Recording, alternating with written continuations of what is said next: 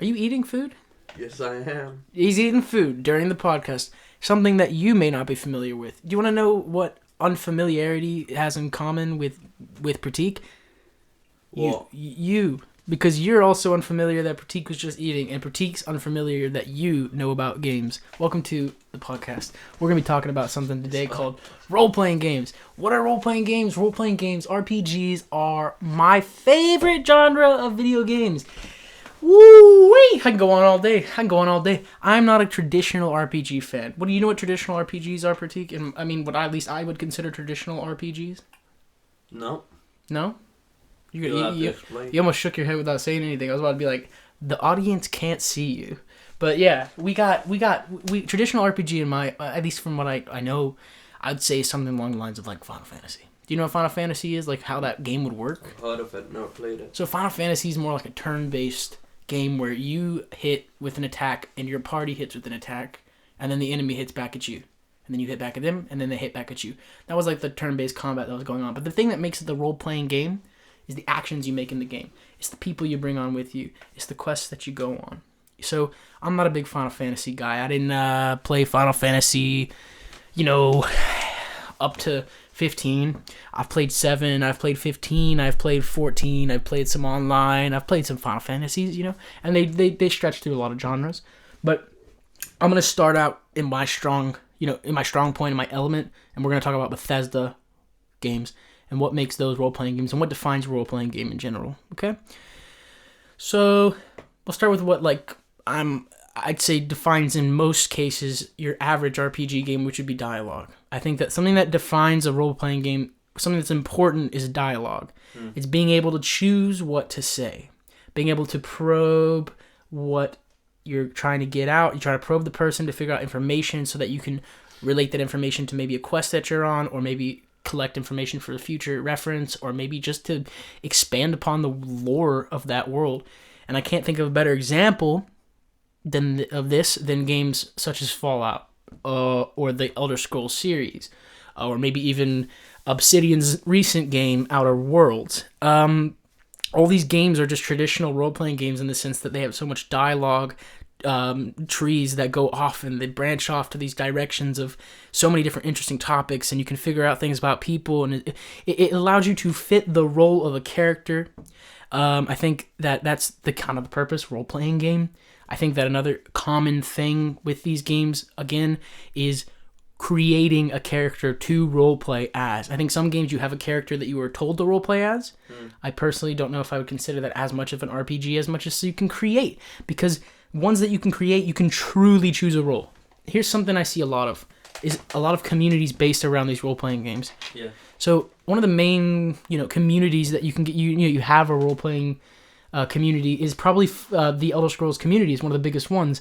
And what they tend to do is make a lot of content, especially on the internet, on YouTube and a lot of other places. When you say community, do you mean a fan following for the game? When I say community, I mean a fan following of the game. Yes, I do. I mean the group of people who play the game and come together to discuss it.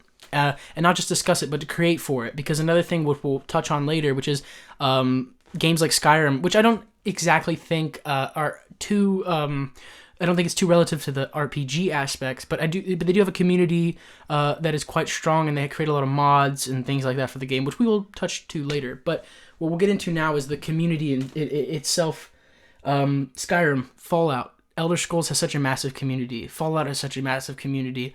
If I were to think about a lot of other role-playing games, they have quite big communities, and that's because there's a lot of I guess the word wouldn't necessarily be replay value, but there's a lot of different ways you can play these role-playing games. You can play these games maybe with a personality that you choose the dialogue choices that give off the personality of being a jerk, a murderer, a sociopath, or maybe even a goofy, funny, charismatic character, maybe a silent character, maybe a loud character, maybe somebody who's small, short stature with a little dagger who runs around with really fast speed, who just stabs everyone as a complete jerk. You can really just choose the role. Or you could call him midget with a knife. You can call him midget what?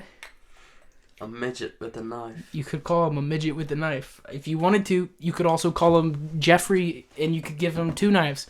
That's just so cool about these role playing games, is that you just kind of assume a role you want, and that's why there's such big communities. Because if you have a game that gives you so much creative freedom to like do these things, then you eventually get to this point where you have people who are sharing their experiences with you, and you can replicate those experiences. If you have a mind that is creative enough to allow you to enjoy certain things beyond what is just presented to you, then you can have more fun. So I say this in terms of, have you heard of the YouTuber Fudge Muppet? Maybe, no? Who? Fudge Muppet? I have Never heard of Fudge Muppet? So there's this guy named Fudge Muppet, and there's a lot of other YouTubers in this community around the Elder Scrolls Skyrim, I'd say, maybe also Oblivion. And is he like just an Elder Scroll YouTuber? Well, he's a content creator for a lot of role-playing games. I see that there's a pattern of, Elder Scrolls, Fallout, Outer Wilds, those types of games. And he does these builds where he will build a character a certain way that you can roleplay as. And I think it's a bit goofy in my opinion, but I have a lot of friends and family who play these games, do research, and then they're like, okay, I'm going to create a whole backstory for my character and play as if I am that character. It's so creative, and it's such a cool concept that you can infinitely play these games doing the same things, but a little bit different with a bunch of different results, and having a whole new feeling of who you are when you play them. I personally, when I play role-playing games, I tend to play myself. I just kind of pop in and I do my stuff, and it can be quite boring because I'm always trying to balance. I'm always trying to look for the right thing to do, and I'm always trying to figure out, like, oh, I don't want to invest too much here because then I'll be slower if I'm too strong, or I'll be too strong and I'll be too slow, and so it's just one of these things that just kind of, you got to find these balances. So I always end up playing myself, but I always find that that's not as fun as just going ham. You know how many times I just like made a character who's like 7'3", his hands are the size of like peanuts and his head is the size of like his thumb, and he's got like you do in wrestling games. Like I do in wrestling games, yeah, like create a little character and just have fun with it. And then I just, do my thing, and it's so much more fun. There's so many ways and branches and things to do, and I'm going on and on. Tell me some experiences you might have. Have you ever played a role-playing game? I've played Outer Worlds. Outer Worlds? Yeah, it's a role-playing game that I came across because of you, actually. Yeah? What was it? Yes, I bought the game. But yeah, no. Yes. How'd you find that? When you played Outer Worlds, did you find that you got to kind of just do what you wanted? Or did you find that someone was holding your hand everywhere? The thing about these games is they say it's a role-play game, and like, you have higher expectation. I'm not saying it was a bad game or anything. I'm just saying, like, think of it this way: a child who doesn't want food, but you say it's not food, it's an airplane, and then he opens his mouth. The same goes with RPG games, and like, oh, it's an RPG game, you can do whatever you want. Mm-hmm. But when you buy it and start playing it, you realize it's not really my choice. Whatever choice I make, it goes around in a circle, and I'm gonna end one way or the other way, and that's it. So you're saying that because there's only a finite amount of choices that lead to a finite amount of endings, that it's not truly a role-playing game. Yeah, in some sense. I mean, it's still a role-playing game because he's still playing as someone else and still making choices and stuff. I agree with you that there could always be more content depth. There could always be more ways to roleplay. I do think that maybe Outer Worlds was actually, I would say it's quite a good choice. I do think that it's quite an RPG. I think it's more traditionally an RPG than maybe even Fallout 4. So I do disagree with you on that front. I do understand your point of saying that, that true freedom isn't there. If you wanted to, actually you can kill anyone, can't you? But you can't technically. You can try killing them, but if they're not meant to be killed, they end up killing you. Really? Yes. Well, that might just be because you're weak. You say that. It totally is, isn't it? You can die whenever you can kill anyone, right? Like there's no one that you can't kill, right? They just die, and then you lose your quest, right? Sometimes, but then that quest can come back later too, or say the same quest is given to you by someone else now. Mm-hmm. I think that I think that what was your experience with that game? Would you say that did you feel like we're gonna get into these topics now where we're going to talk about 3 different things. We're going to talk about activism, subversion, and rebellion. We're going to talk about how possibly the genre of role-playing games lean into a a side of maybe more political views, maybe something that can talk about, you know, I'll just hit you with the first question. When you were playing the Outer Worlds, did you at any point feel like this game is giving you a sense of activism? Do you feel like when you play this game, you're being rebellious? Do you feel that you're subverting expectations of what, you know, most ideas come around as? Oh, well, the really first one would be that the game is not set on Earth. Mm-hmm. So it completely alienates anything that you would relate it to any other game. Yeah. So there's a sense of that. Then, let's see. The other thing is there is a spaceship involved, so it's not just like the gameplay is just not situated in one world, right? So even with the graphics, say one world has a lot of fire and animals that have look like they belong to a fiery world or some stuff like that. Yeah. And then you go to another world and there's completely different things. So it's I think what I'm trying to say is really diverse. Or like you know that this game from a creative point of view, so that makes the game a bit interesting to play, I guess. Yeah. Would you say that when you play these games, when you play these role-playing games, not that you've played much, but when you've played, I mean, I'll get into my view, playing a bit more than you and doing a bit more research, but just from an outsider's perspective, at any point do you feel maybe when you're playing the game that, you know, these choices that you get to make in these games are almost saying something about games that don't give you choice, almost looking at the linear aspect of certain games that are almost following the trend of movies and saying, well, I disagree with you completely, and I believe that the freedom of choice is what creates these worlds that you play. You know, there's a difference between playing a game where it's a movie. You know, you watch a movie, you leave that movie, everyone has a similar experience. They all saw the same thing. You play a game like Cyberpunk 2077, which is coming out in a few days, and you know that everyone you meet is going to have a different relationship with you than the person who's playing downstairs. Because you may come up to a guy, flip him off with the middle finger, and spit in his juice. And now this guy hates you, and for the rest of the game, any choice you make is going to matter. Whereas I might have given that guy a fist bump, and now we're buds, and he's my best bud in the game, and at the end of the game, he saves my life. See, that's the thing is, at any point, do you playing Outer Wilds, do you feel like it's saying something about those linear games? Like it's rebelling against those games. Like it's a sense of even not just rebelling against those games, but in general, rebelling against the idea, the social idea of going against being silent, going against following the rules, the trend, going off and branching into paths. Do you find that when playing Outer Worlds, you ever feel that way? I think Outer World was following a trend when it became an RPG game. You think it was following a trend? Yeah, sure. I disagree. I think RPG games are a trend in itself that might be dying right now, but RPG games were quite big, just even like 2 years ago, one day.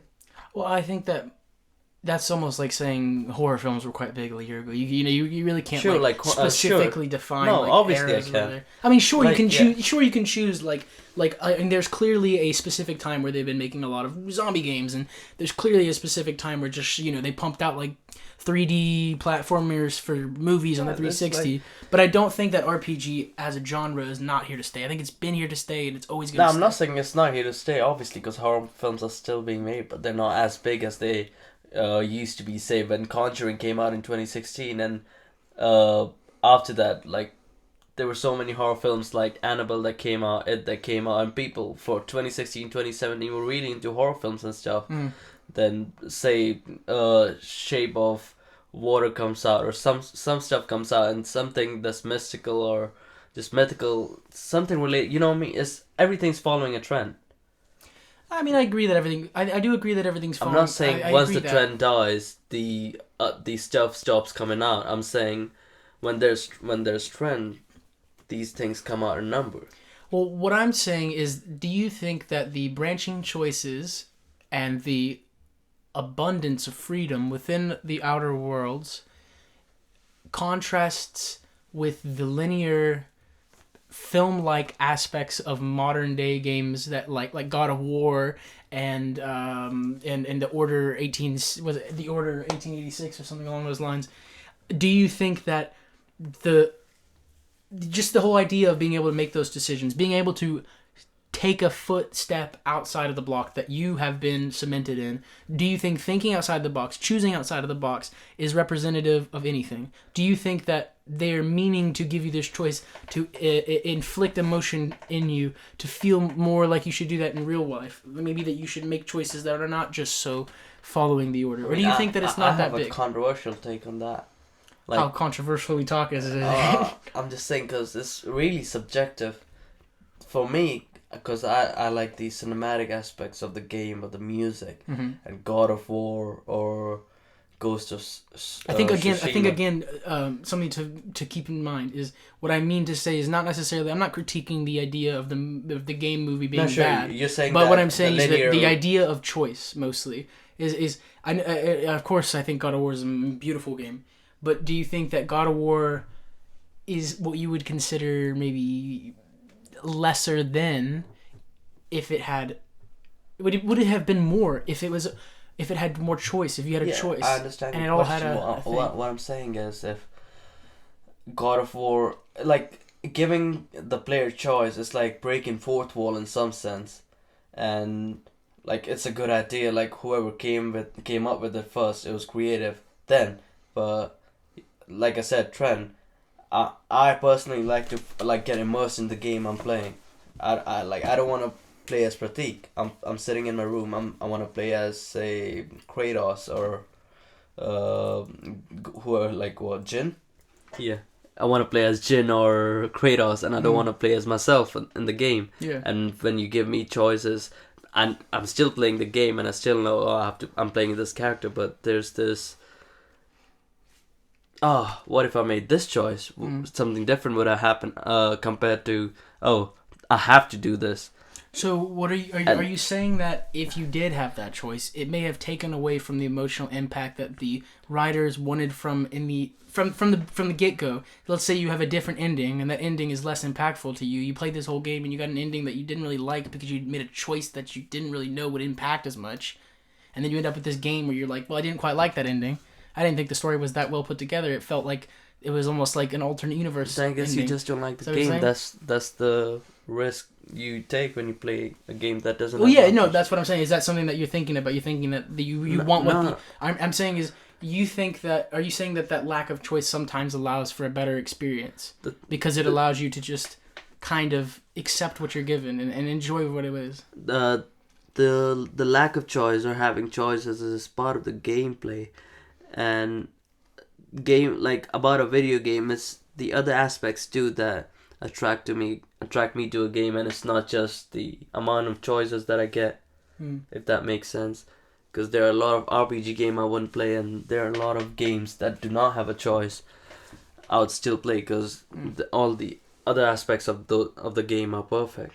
I'm not saying it cannot be done. Say Red Dead Redemption 2 had options. Obviously you could make if your character is gonna be, if Arthur is gonna be a good guy or a bad guy, and you get his death according to that. But that's not a big difference it makes to it, right? Yeah.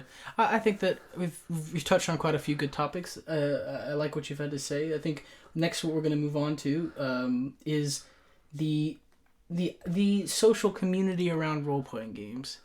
I'm gonna ask you a question first. We're gonna discuss what comes to mind for you when you think about role playing gamers. And I hate using the word gamers. I don't know how to explain it, but when you think about games, I think that role playing games. First thing comes to your mind. What's the first thing?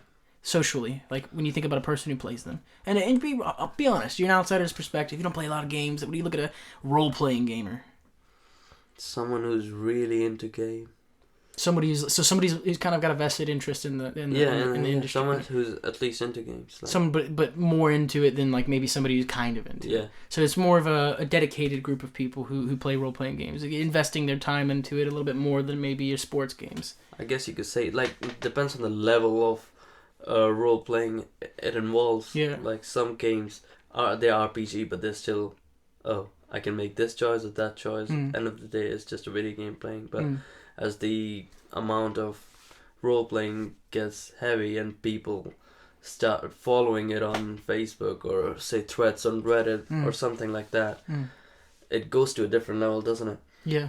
That's exactly what we're going to step onto now, which is exactly what you're saying, which is essentially what exactly what kind of communities come from it. And I think that you reach into one which is, you know, when you start making all these threads on all these social media platforms, when they start talking about going further into this, further into that, and I do agree with you in that happens, and that it's something that's quite prevalent. I think first thing to think about is communities in role-playing games, I find personally, are more long-term because of the choices you can make in the game, and a lot more loyal, a lot more harder fan base, I'd say. You know, you look at a game like cult classics tend to be role-playing games, in my opinion, when it comes to like just the ones that lasted the longest. You know, you look at Final Fantasy, you look at Skyrim, you look at Fallout, you look at, you know, any Obsidian game, Knights of the Old Republic, Wasteland, you look at, you know, all these Interplay, I don't quite remember, but a lot of great games, a lot of role-playing games, and a lot of these communities last long. And I'm going to talk about one more thing, which is, how does the media portray video games to you? See, I have my own idea about what gamers are, what video game players look like, what do they do, what is that. But to somebody who doesn't really play that many games, somebody who's into film, who's an actor, somebody who comes from a different culture completely, what does the media portray games as to you? Do they people who play games? Is it supposed to be in reference to role playing or anything, or no? Just in general. I mean, just in general. How does media portray gamers? Different ways, man. Depends on what media it is, or who's telling the story, or who's showing you who's showing you about these gamers. Yeah. It's their point of view, so it can be biased or unbiased. It's really subjective, is what I'm trying to say. But if you're asking me, like, how I have seen video game players, or just people that play video game in media that I've came across, usually it's just people sitting in the room playing games, man. Just eating Cheetos or Mountain Dew and Doritos. I mean, I mean, also, yeah. What I also have noticed is, quite often it's also because I've watched a lot of American films, but even when it's not an American film, they associate America with video games a lot. Yeah. And stuff like that, if that makes sense. Yeah, very Western. Yeah. You know? But I think there's also quite a big Eastern, quite gaming scene as well. Japanese gamers. No, but Japanese that's not what I gaming. meant. It's like the media I've came across. Yeah, and that's like what you video see, games. yeah. Quite a while. But so I think it's also, Like, again, that's quite important to think about. I think you're not from the West originally, and where you were raised. So Yeah. I think being from the East and having this perspective, as you're saying, of just games being like an American, culturally American thing. Looking at games as being like a, I'm going to turn my hat backwards, put my power glove on, and play some Nintendo. I think that means something. I think that says a lot of things. But I'm glad that you touched on that in such a positive way, because I think a lot of people look at games and gaming and gamers and this and that as quite a negative thing. I say that because, how many times have you seen in the news, video games cause violence? I've seen that so many times. That's it's also insane. a thing of past now. Like, I think it is also. I agree with you. The people that play video games write those things. I think it's quite progressive. So I think the views of video games, the people that play video games, have recently changed, at least online. Yeah. Or what I've seen on social media, or just in. It feels like it was something recently that people used to rip on, and now it's something that has gotten old. And it's not funny anymore. It's not fun to make fun of anymore, if that makes sense. Yeah. Well, I think you're right. I think as time's gone on, things have just changed in terms of the view of how the media seems to portray it. I think in movies, like you said, I think a very Western, like dude bro, like brothers hanging out, eating Cheetos, playing games. I think that's kind of the vibe it gives off. Obviously there's movies like Ready Player One, which I don't really know if I touch on too that much. That obviously is virtual reality gaming in movies, and it definitely, I think, shines in what more of a modern view of gaming is like on people, which is just pop culture references and just, the kind of thing you see on it just a big walking advertisement. You know what I mean? That's how it kind of feels to me sometimes. Games, especially in the modern day. But yeah. I want to ask you, now that we're just finishing off this one, what would you say defines an RPG? What defines an RPG? Well, Yeah. like you said, the choices that the game gives you to make. There's the karma thing. Say you can be a bad guy or a good guy. Well, it's a really open world, so you can do whatever you want with no restrictions. Like there is no place. Obviously, if it's locked, you can't go in there. But if it's unlocked, there's no place that you cannot go. Even if it's empty, you can still go there and do stuff or just do nothing. Well, I think that the idea of what an RPG is as a genre is almost as up in the air as a lot of different genres and movies as well. I think that you can always fit there, but it's such a niche thing to... It's so hard. Every game is so niche that it's hard to define in one genre. You look at a game like Modern Warfare, and you could say that it's got, role-playing games within its level... role-playing RPG elements within its leveling system. But you wouldn't call Call of Duty a role-playing game. You look at 2013's Tomb Raider. It has a very linear action game.